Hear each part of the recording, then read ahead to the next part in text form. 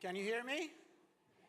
All right, it's our distinct privilege to see this beautiful sight of our partners from high schools and our students, and many of you who have come to this conference this morning. And so we are looking forward to a great day of connecting together and to learn a lot of things about IT and particularly information and cybersecurity. It is my distinct privilege to introduce Dr. Reese, President of West Kentucky Community and Technical College. And I just want to say, sir, we are so grateful for your support for this conference. As you all know, we did not charge for this conference because it cost us thousands of dollars, and Dr. Reese was very willing and happy to provide the support that we needed so we can provide this quality conference for our high school partners and our students. So it is my distinct privilege to introduce Dr. Reese to welcome you to this conference, IT Connect 2018. Dr. Reese.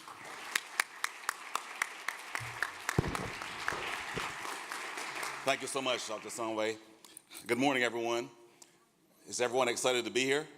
No, you're not. Hey, if you aren't too mean this morning, could you all stand? Let me take a good look. Beautiful sight. Somebody get a picture of that. Tom, come up here and repeat after me. Neighbor, neighbor. You look really good because you're standing next to me. Now, high five 3 people and tell them it's time to connect. It's time to connect. And have a seat. All right, there we go. Yes, indeed. That's what we're talking about. Have a seat, yes. Beautiful, beautiful, beautiful. I bring you greetings. I bring you greetings this morning on behalf of the entire WKCTC family, the 8,000 students that makes their way through our doors on an annual basis, and certainly the dynamic faculty and staff, certainly including those in our IT. Also bring greetings by way of the CIT Advisory Board members. Thank you for your presence, diligence, and continued support here as well. And certainly to all of our partners, including Dr. Ramage and Murray State, and certainly to all of the administrators and teachers who helped to coordinate getting you here on this very important day. You know, it was around this time last year was our launch, and we had just over about 100, maybe about 200. And we anticipate over 400 here this morning. So give yourselves a round of applause. That is outstanding, outstanding. So one of the things that you learn very quickly and smartly as president, you get in and you get out so that you get to hear these incredible speakers that are lined up for you today. And again, Dr. Sandway and all the team members, Ferris, all of the team members in IT, we want to thank you for this continued vision. My charge to you is to engage as you get into the breakout sessions. One of our clear goals is that IT falls under what is defined as one of the high wage, high demand under the 5 sectors that is growing at an exponential rate, and you'll hear that reiterated from our speakers. So great careers, stay focused, keep your presenters engaged, and have a great day. Thank you so much.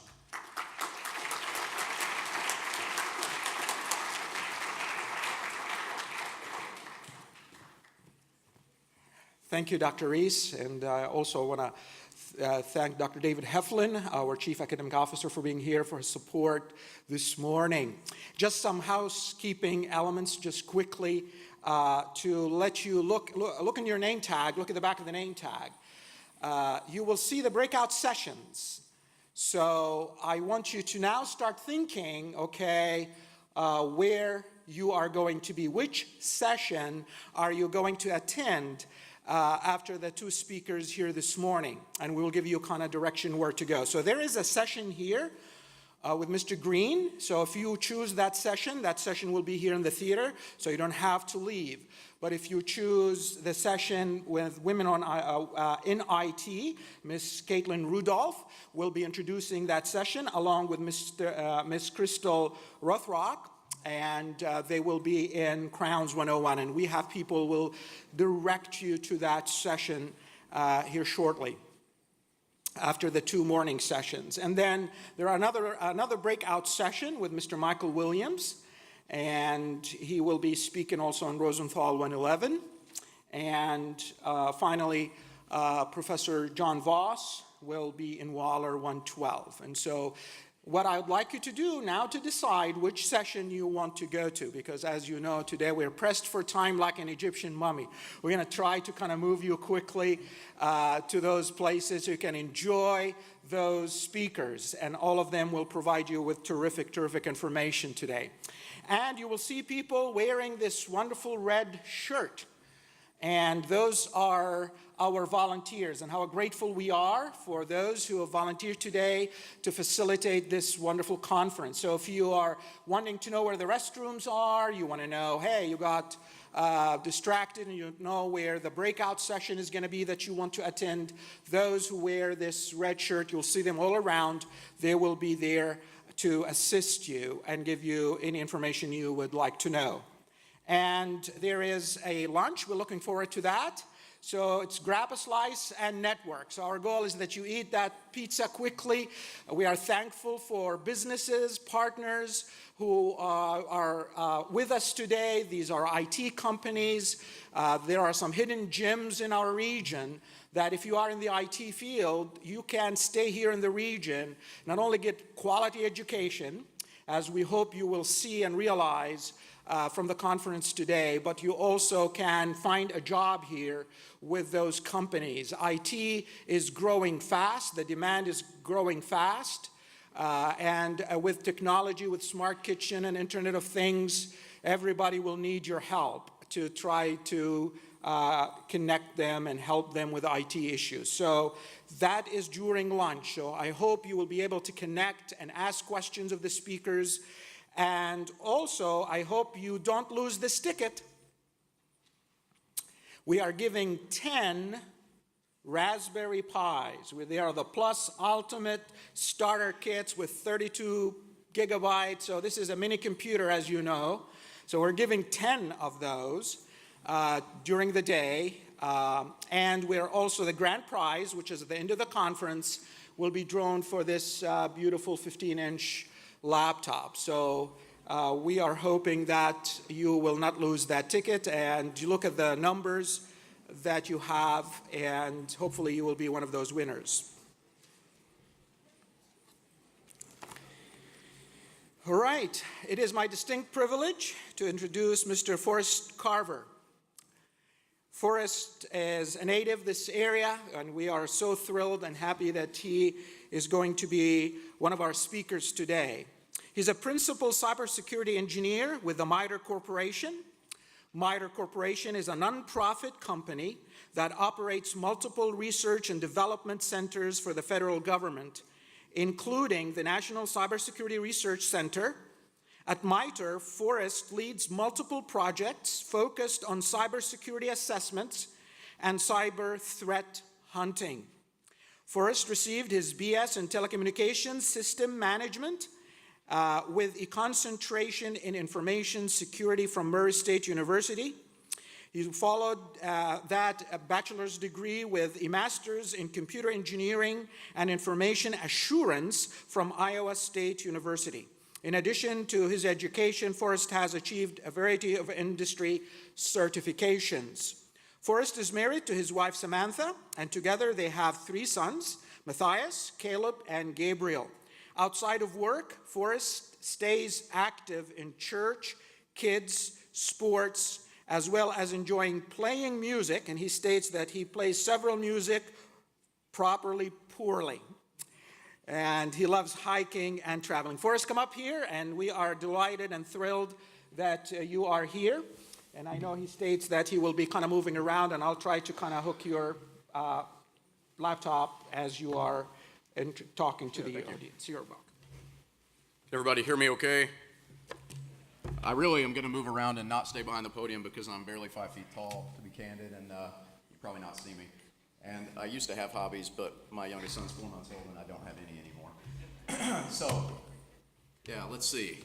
I was afraid everybody was asleep until they said they were giving you guys free stuff, and then I heard a lot of talking and excitement. Who knew what a Raspberry Pi was?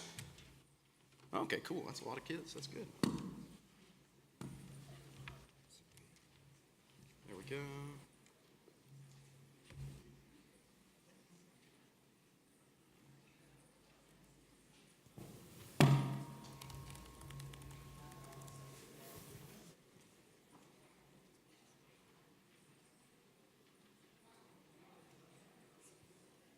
All right. So my name's Forrest Carver. Cyber is a really big buzzword. I wanted to have a cute presentation title for this, but really I just picked cyber because it's a great buzzword. And the real bumper sticker is, I'm going to teach you how to save the world, stop the bad guys, have fun, and make a lot of money doing it. That's what I really want to talk to you about. When I started, I at least knew that having fun was something I wanted to do, and I've actually been pretty excited.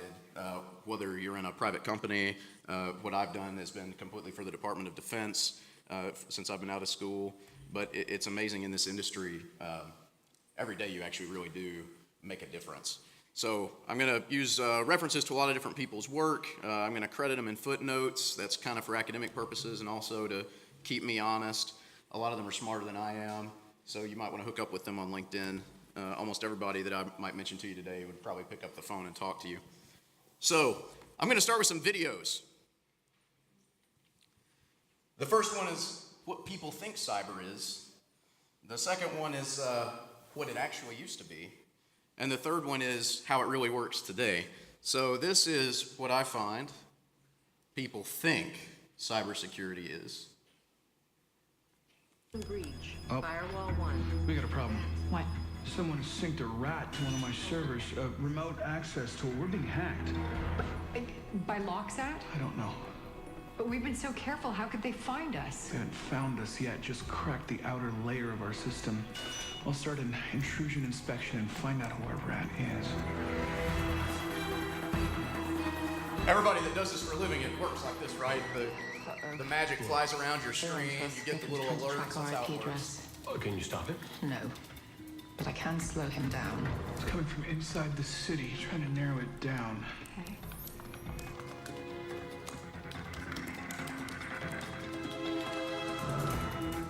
And I gotta tell you, I always have a program called Counter-Strike that's pre-built, ready to get the exact hacker that's coming after me. That's a must. That was one of the things I thought was interesting in the Harrison Ford movie Firewall. It's in the first few seconds. And some guy's trying to hack into a bank, and he's like, no problem. And is anybody a network guy? Does any networking? Little networking? Have you seen the movie Firewall? It's like within the first 5 seconds, man, they're like, blah, blah, blah, this hacker, he's coming from Russia. And he's like, perfect. Apply ACL 101 in, done, blocked. And you're like, well, yeah, I also have ACLs pre-built for every hacker in the world that I just apply at a moment's notice. So it's wonderful. Now, I did not think I was old until I was talking to Michael Ramage this morning, and I found that maybe I'm getting old because this, when I first got into computers, is really what it was. You're really into computers, huh? Yeah. Sweet. What are you doing?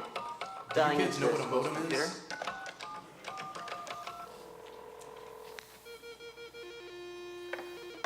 He is calling the school's computer.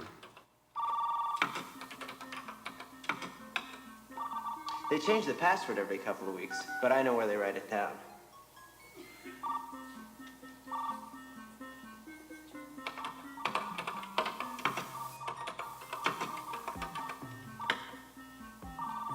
Time to change some grades. All right. It really worked like that. Your computer had a phone number, you just called right in, it didn't ask for hardly anything. How many of you kids have ever used a modem though, really? Anyone in the room? All right, a few, much fewer than when I said Raspberry Pi. If you haven't lived with hearing the dead tones of the and watching your website load chunk by chunk by chunk, to this day, my mama, because I am a southerner, my mama will call me because she has dial-up internet and put the phone by the computer and it will play the noises and she'll ask me why it won't connect to the internet. And I'm supposed to listen to the I'm like, oh, well, obviously it's trying to say hello and so forth. But what I do want to point out on that last video before we move to this one, did you guys catch what he said? He's like, but I know where they write it down, right? That crap still works. I've worked in the Department of Defense, and we'll get to this in a second, for a decade, and I can't tell you how many places that we just found the password written down, posted on the, because you make it really complex, 2,000 characters, upper, lower case, special symbols, no one can remember it. You rotate it 4 times a day, you're super secure. So what do? You post it in the break room on the little notepad. It's amazing. This is what I used to do. Probably would help if I found the mouse on the correct computer.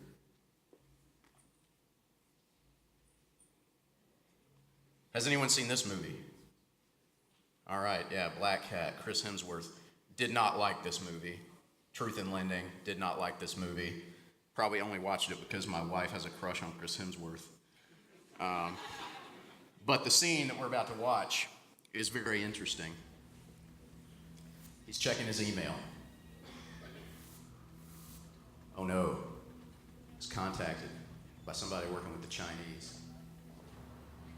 Strongly suggest you change your password. That's important.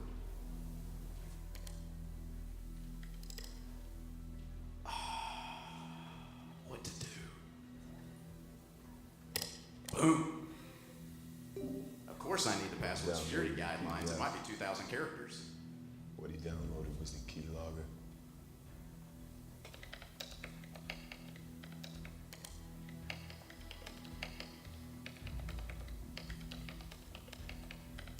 Okay, I don't really get a cool view of people's computers when I do this really, but there's a little bit of Hollywood here.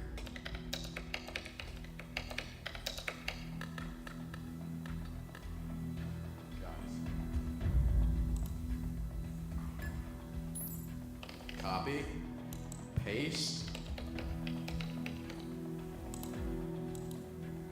and he's in. It doesn't really look like that in real life, but that's okay. Let me ask you a question before I go on. How many people think it actually works like that now? I see like one hand. Okay. Commercial industry, Department of Defense. It doesn't matter. Phishing emails work. This is your free tip. Don't click. Okay? There's always one idiot who will. That's why it always works. I'm going to be candid with you. Commercial companies we've worked with, won't tell you who, but a variety of real military organizations doing extremely sensitive things to protect us every day. Dude, you send that guy an email, you're like, hey man, your training's about to expire. You better click this so you can get to the training before you lose your accounts. And you would think that that wouldn't really work. Every time I've tried it. Minimum success rate, 60%.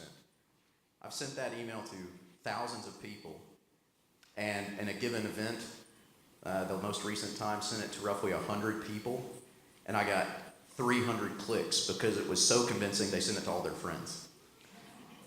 And so that's a problem because you only have approval to hack into one organization, and then all of a sudden you have people like actively calling you back from 5 other organizations, and you have to go fix that. But it really works like this. And what we're finding, for those of you that haven't gotten into this yet, Microsoft, Google, all the industry experts are using this new term that I want you to remember. It's called assume breach, right? If you haven't heard it yet, it's assume breach. And it's hackers will get in every time, right? So the question is how quickly you catch them and how quickly you respond. And because of that, amongst the things that we do in information technology as well, this industry is growing rapidly because it's so easy because it only takes one person. So who am I and why should you listen to me for the next, how much time I've got? Let me check the time because I talk not near enough time. So I went to Carlisle County High School. All right, go Comets, go Comets. Is there anyone from Hickman County High School in here?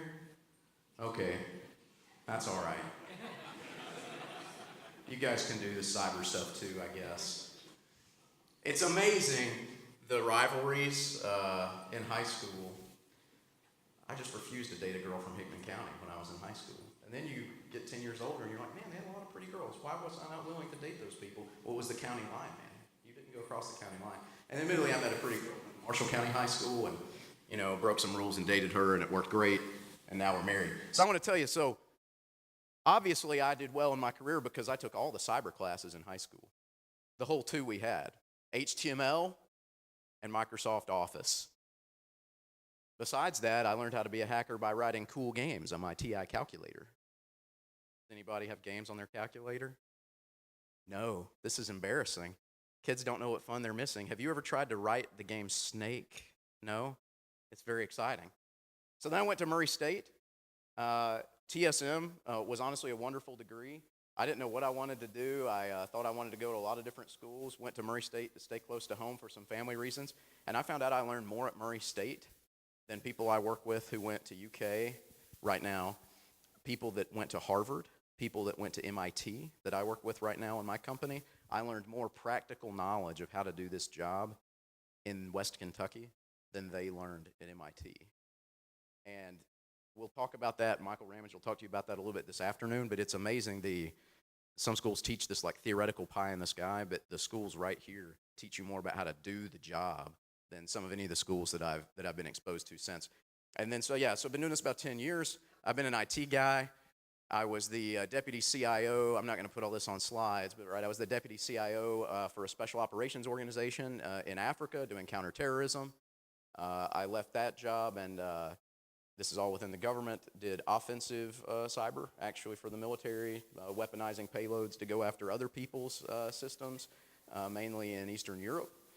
And then came back to the U.S., was on a team that got paid to hack into our military systems to make sure they were secure before they got like mass produced. So you want to build a new missile, you want to build a new tank, you want to build a new radar, you want to build a new ship. It's got to be cyber tested first.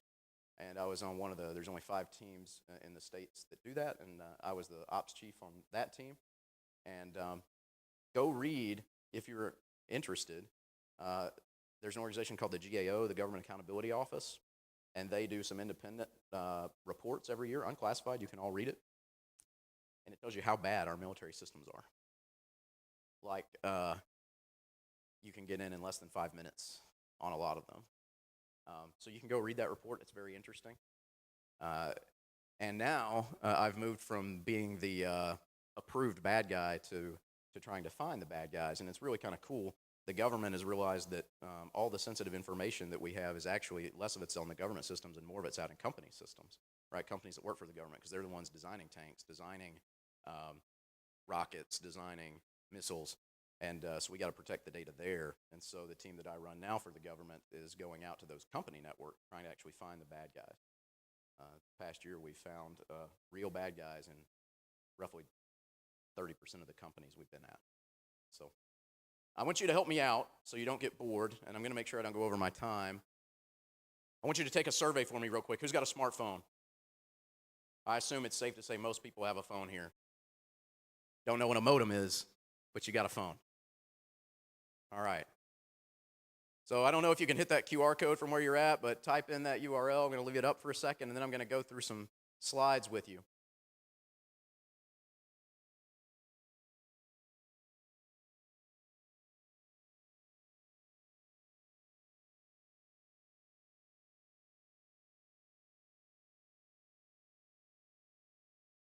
Everybody find it okay? Do me a favor, take all the questions but the last one. The last one says, did this presentation suck? So I don't want you to tell me if it sucked yet. I'm not sure. There we go. Sorry.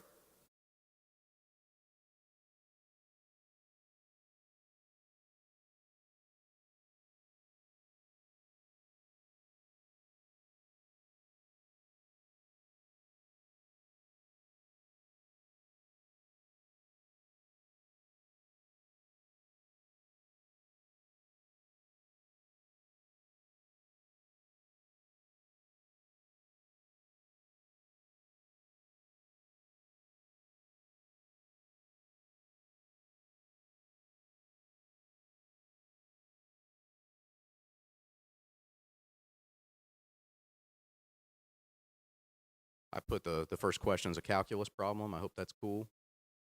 That's a joke. Does everybody have the URL and is taking the survey?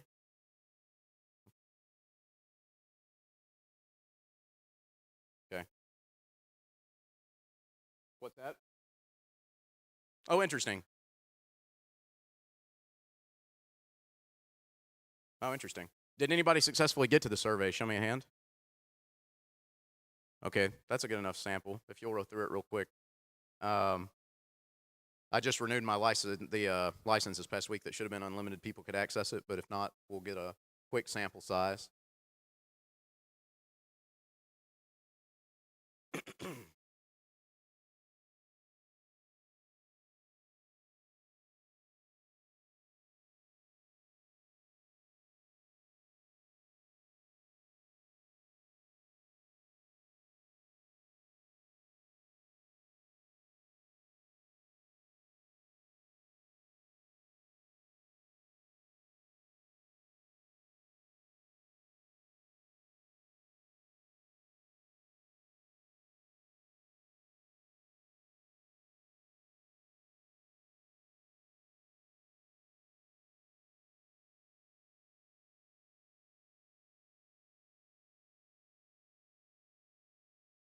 This is exactly what I was afraid of.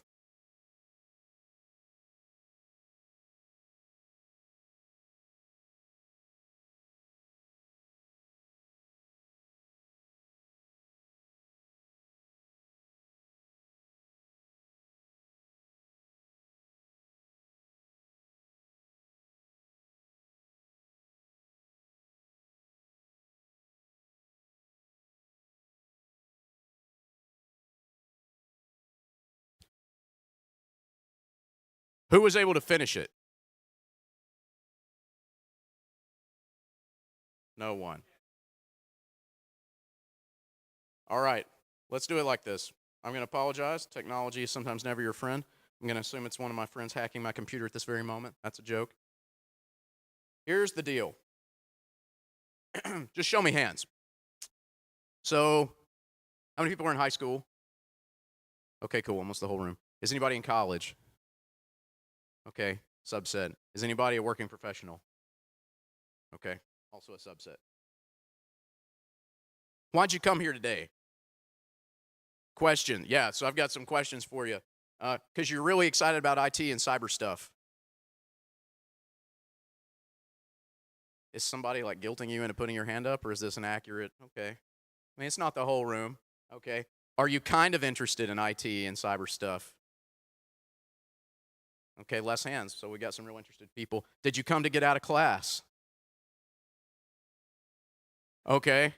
Did you come to get out of work? Okay. All right. Okay. Was anyone otherwise just forced to come because some teacher or boss told you you had to? I've got one hand, two hands. Who told you you had to come? Teacher. Okay, very good. All right, we got some honesty. Very exciting. But at least half the room said that you were actually legitimately interested in IT, so that's good. Okay, I need somebody to just yell out an answer. I'm going to take the first hand I see. Cyber, describe it in one word. Go. Computers. Need another hand? Volunteer? Phones? Anybody else? Technology? Internet? Programs? Digital? Hacking? Okay. Cool. Interesting. Go ahead. Future? Yeah, man, this entire world is becoming completely dependent on technology. Completely dependent on technology. And it's kind of interesting. I'm not going to talk about cloud stuff. It's really just somebody else's computer. But we're dependent on technology, and now we're dependent on other people's technology to make our entire economy work, to make businesses operate. So let me show you something. I apologize for wasting your time on a survey that didn't work. So I'm going to ask you some other questions later. There are a few more questions. This is the current job shortage in IT and cybersecurity globally as of this summer. So almost 3 million vacant positions because there aren't qualified people, right? So what's crazy is some of the banks, I've got friends that work in the financial industry now, or they work in, you guys may not be familiar with the big four accounting firms, but you've got your Price Waterhouse and your Deloitte and some of these other big commercial companies that audit banks. Almost all the jobs I'm seeing at scale, I don't want to say all of them, are in Hong Kong for this Asia Pacific region. And you can tell, like, They have they are obviously the leader. They make up the majority of these vacancies, which is interesting. But it's important to realize that North America, right here where we live, as of this June, had 498,000 vacant jobs. So it's crazy because just out of last year, they were projecting that this number would be 2.2 million by 2022, right? And then they redid this study this year, and it's already 2.93 million now. So what they thought was going to take 5 years, we exceeded in 1 year the demand for people with this kind of skill set. I want to throw out something else. I didn't put it in the survey because, politics and stuff. How many people in the room are dudes, guys, males, men, whatever? This is not meant to be political. Okay, hands down, that's a lot. It's not surprising. How many women? A decent number, okay? A decent number.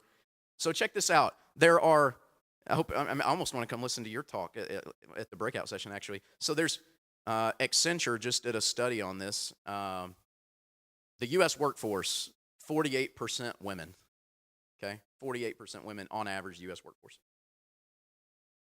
Firsthand, guess what percentage in IT and security? I just need a hand. All the way in the back. 12? Dude, you're super close. It's 14%. 14%. But that's ridiculous, right? The workforce is almost evenly half split now, but in this sector, it's 14% female. And what's interesting about that, for some time that I worked with the National Security Agency, they desperately want women because your brains work differently and you figure things out that men don't because you process problems differently. And so there's this desperate need for females in this industry, right? I don't know if you know this or not, but World War II, quick story. World War II, when we were trying to break the Nazis' encryption, okay? Is anybody familiar with World War II history a little bit? The Enigma machine, okay, got a few hands. Is it only because you saw that movie with Benedict Cumberbatch or whatever his name is, right? Sherlock Holmes, make it simple. It's a pretty good movie, right? So actually, I'm going to give you a Carlisle County reference. Where's Carlisle again? So do you guys know the Bogle family, like Joe Ben? And okay, so Ralph Edrington and Miss Beatrice, do you guys know who I'm talking about? Ralph Edrington is a farm boy from Carlisle County, Kentucky. His wife he married when he was serving in World War II in Britain. She was on the British code-breaking team trying to break the Enigma. 100% of that team were women. Because men don't see patterns. Our brains don't work that way. Women's do. Other funny story, when he explained the thousands of acres that he owned in the United States, she imagined this like Earl of Carlisle kind of British situation with an estate and then she got there and realized it was like a hog farm and soybeans. She was very surprised, but they were happily married for a long, long time. So let's see. Yep, I'm still doing surprisingly okay on time. So here's the demand when you look at this industry, and this varies, but this came from NIST, which is a federal organization. So look at this, man. The most important attributes of a qualified applicant, I just want you to look at the first one. Practical, hands-on knowledge, right? So I don't care if you right, if all you do is read a book and you kind of theoretically understand something. When I hit the ground in my first job, they sat me down and they said, look, we have a guy that knows Linux. You know Windows and Linux, but he already knows Linux. So you know Windows, and we're going out doing vulnerability assessments of missile systems in the United States, and surprisingly, a lot of them use Windows, old versions. And we need you to write code in batch that goes out and grabs all these registry settings so that we can take it back and evaluate the vulnerabilities after the fact, right? And they went through 4 people who said they learned about Windows, but it was all like theoretical, and they'd read like academic white papers about Windows authentication, but they never sat down and administered a Windows machine. They didn't understand how the registry worked. They didn't understand how Active Directory worked. And suddenly, the guy that they were making fun of, because I didn't go to MIT, right? No joke. I start almost every meeting I lead now. It's funny that I'm in charge of them. And it's like I start almost every meeting. I'm like, y'all got to talk real slow because I'm a product of the Kentucky public education system, man. And I only really do that. I do it for two reasons. It's nice to be humble. That's kind of faux humble. But then it's amazing how many people will try to like speed and tell you something that's completely not true when they think you're not smart, and then you call them on it. It's a beautiful moment in a meeting, especially when that guy went to an Ivy League school, and you're like, well, I went to Murray State University, so how about that? And I got to tell you, the ability to meet this requirement, though, what industry wants right now is people who have got hands on the technology, that you actually know how it works.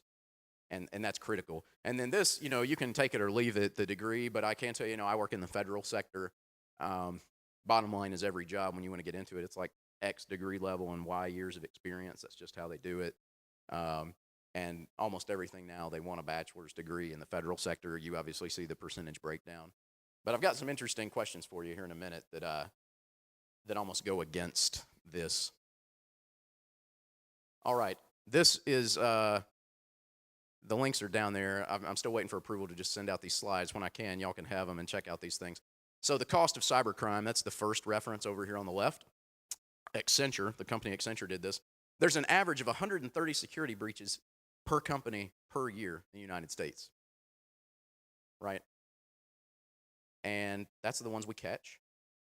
And that could be as little as somebody downloaded malware on a computer, like one computer. It doesn't mean it's a massive, like, ransomware attack. But 130 times a year in the average company, somebody gets in, something bad happens. So then Mandiant, if you haven't heard of Mandiant, they're a commercial company that tracks all these hacker groups from Russia and China and Iran. And they do a lot of response when people get hacked by those advanced threat groups, or you'll hear the term APTs, Advanced Persistent Threat. Anybody familiar with that term? It's a little nerdy. Advanced Persistent Threat, APT. I taught it to my 5-year-old because I want him to be a nerd too. Daddy catches the APTs at work. He thinks I'm James Bond, but I really sit at a computer every day. Pretty fun. But they found on average that the bad guys are in a network. This is just from 2017, all their investigations. 101 days before anybody knows about it. So let's like put that in personal terms. Like, there's people here from CSI, right? I mean, like, if there was a bad guy in there, you're talking more than a quarter of the financial year, whether they're wreaking havoc on financial systems or they're just taking sensitive information. They could be co-opting financial transactions. There's a lot of money that moves through a corporation in a quarter. But now let's make it personal, like for the average person in here. Would you want somebody you didn't know to have access to everything on your phone for 3 months? You didn't know about it?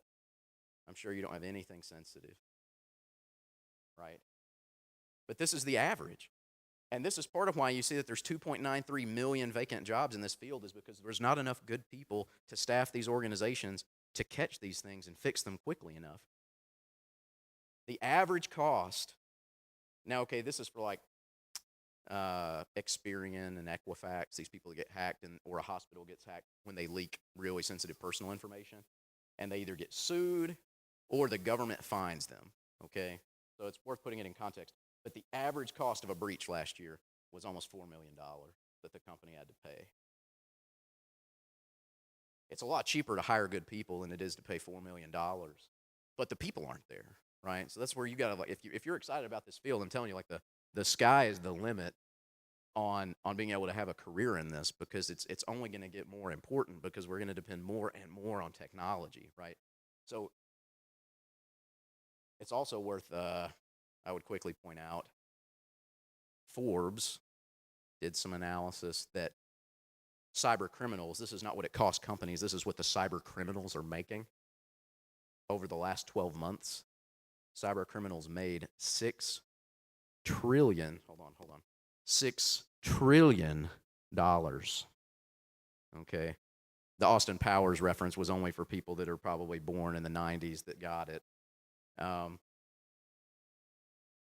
Arguably enough, as I ran through this with the guy I share an office with right now, he's like, well, that's funny. That means that the cyber criminals are making about as much money as the criminals in Washington, because the criminals now made as much money as the national debt. I'm like, well, that's funny.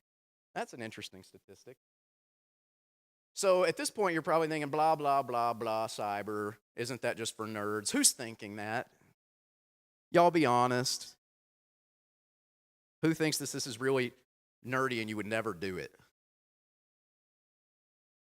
There's people laughing, but they're not putting up hands. I'm seeing it. Somebody's thinking it. I appreciate some honesty, okay?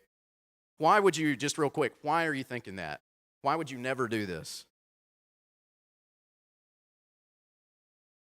Because you're old.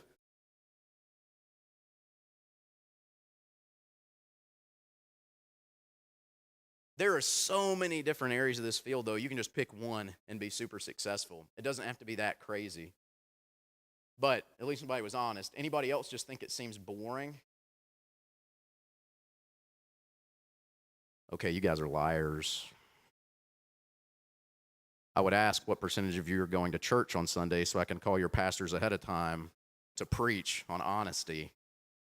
Okay? A lot more laughs in the front row. You guys are busted.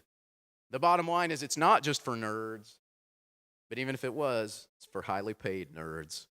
That's what I found. So why? I got into this for probably 2 reasons. Does anyone know the picture on the screen? Thank you. I mean, obviously it's on the slide. If you just read my slide and said hackers, no points for you. This movie came out in 1995. Raise your hand if this movie came out before you were born. That's discouraging. This movie, though, had Angelina Jolie, people. And in 1995, I watched this movie and I thought, she's cute. And they're like flying through computers. And I'm like, oh, I could do that. That looks kind of cool. That looks interesting. And maybe it was only because Angelina Jolie was in there. But that's fine. I still watch it almost every year. And my wife still thinks I'm stupid.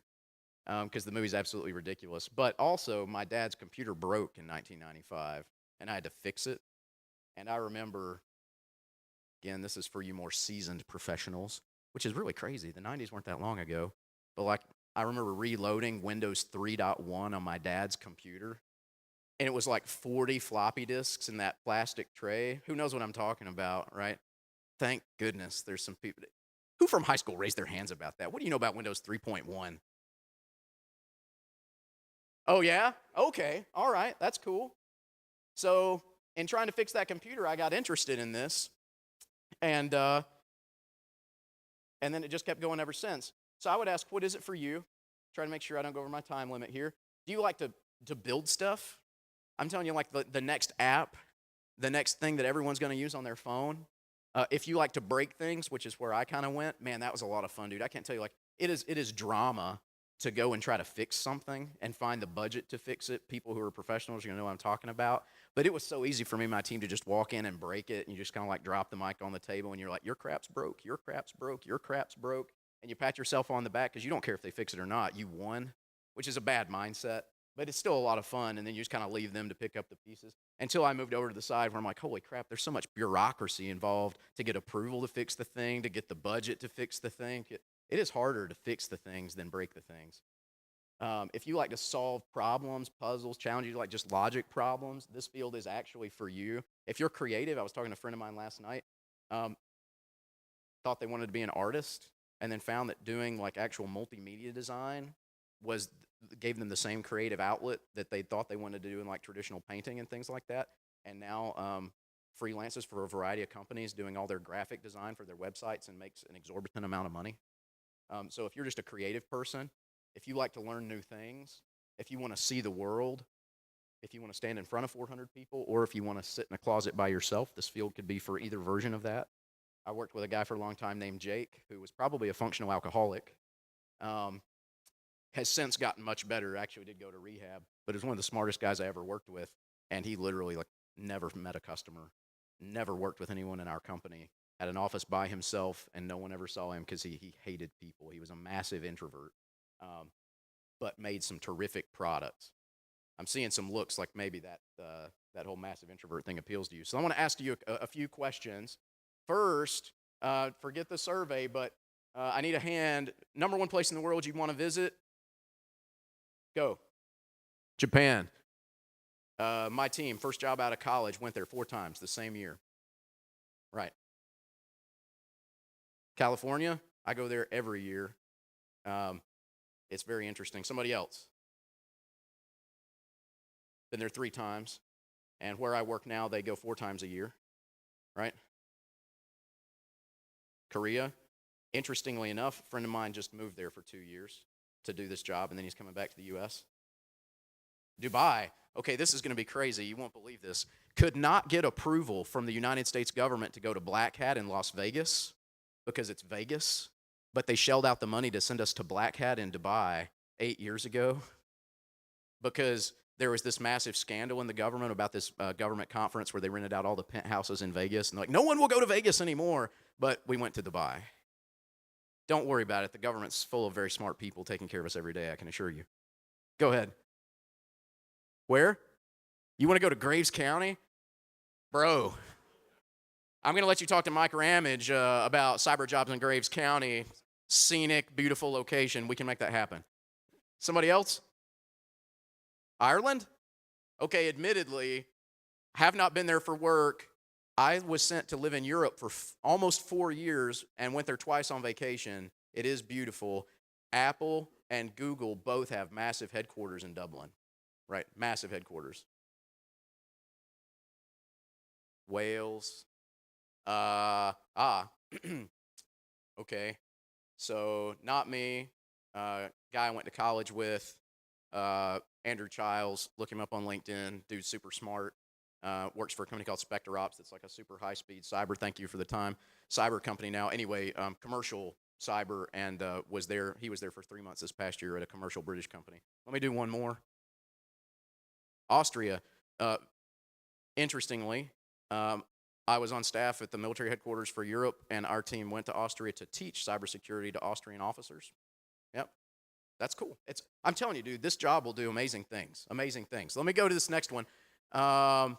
Okay, I just want to ask quickly, how many years in this career field do you think you need to be really good, to be considered like the dude or the dudette, the lady at this? Just a few volunteers. How many years does it take? You. 4. To be considered like the best. 4? That's brave. Okay, I'm going to come back to that. 10? Okay. 10? Okay. About 7 or 8? 5. So I got a man. So this surprises me, actually. How many people would you say at the bureau, Zach, would say, oh, in 5 years, you're the agent everybody calls? Right, maybe one person, because in typical industry, dude, like, you're not the dude until you've been doing it for 20 or 25 years, okay? In most industry. But because you guys stole my thunder, what you just said is almost very, very true. In this industry, it's not about how many years you've been at it. It's not about whether your hair has begun to have some gray wisdom here on the sides, even though my boss 4 years ago told me to get just from in gray and brush it in so they could take me seriously. One of the highest paid, smartest guys I know has a bachelor's degree, 2.5 years of experience, and is considered the smartest guy on the team, and may or may not his salary starts with a 2, okay? And he lives in Alabama with me where it doesn't cost that much to live, okay? So it's not like you have to punch it to 10 years or 20 years to be the best. In this field, if you're willing to learn and you're willing to stay ahead of the curve, if you're the best, you are the best, right? Without respect to age. Literally one of those, I told you there's only 5 teams that break into things in the United States government. Right before I left it, we hired a guy. He was 19 years old, but he dreams in assembly code. And he is one of the best reverse engineers breaking apart foreign malware that I've ever worked with. Last question, and then we're going to wrap this up. Couple hands. What do you think's a fair starting salary? I just want to get a sense of what you guys think. Right out of college, you're coming into IT or cyber. Bro, aggressive. He says 60 to 80. Somebody else? Somebody else? Okay. And I mean, it all depends on where you're at. So 40? 80? You really think so? Okay, interesting. 80. So I'm going to tell you, you guys got a little aggressive but it does depend, okay? I have a friend who just left the United States military, had probably just broke 6 figures, was picked up doing cybersecurity for a startup company in San Francisco, and his starting salary is $1 million. Okay, that is a massive outlier. I also know plenty of people who get into this job. When I got out of college, I've made in the 40s, right? And I moved away from Kentucky to get 40s. In fact, Murray State's alumni survey said, do you have a job yet? And if so, what are you going to make? And it stopped at 40 and above. And I was like, baller. Checked my 40 and above block, and then I got down there, and I'm like, oh, I won't have a bathtub full of money? Interesting. But what I can tell you is the key is you got to get in and do this. You got to learn. And what's amazing is it doesn't take you 20 years to move all the way up to the top of this chart if you're the person, because the guy I'm talking about that his salary now starts with a 2 started in the 30s when he first got out of school. And I just told you he's got 2.5 years of experience. So in 2.5 years, starting in the 30s, his salary now starts with a 2. Now he was willing to move for that salary, but it's also because he was really, really good. So the question is, are you willing to put in the time and effort to be really, really good? And if you want to stay home, that's a different factor, vice if you want to move around. So, number one hacking tool in the world is Google. Use it. If you want to be successful in this career, you got to be self-motivated to learn. Learn from a book. That SANS class, SANS has great training. That class is free. Go to a school that gives you good practical knowledge. Try to get some industry certifications. Most places where I work will not hire you without them. Get the industry certification. Learn to talk to people. I manage my team not because I'm the smartest guy on my team, but because I'm the one who can communicate it to general officers, right? Meet people, because if you remember that slide earlier, 30% of employers said that they hired people based on good references. Meet people, people that know you, and then practice. Because in this career field, to get good, you have to practice, and to stay good, you have to practice. That's it. Thanks. If you have questions, hit me up after. Thank you.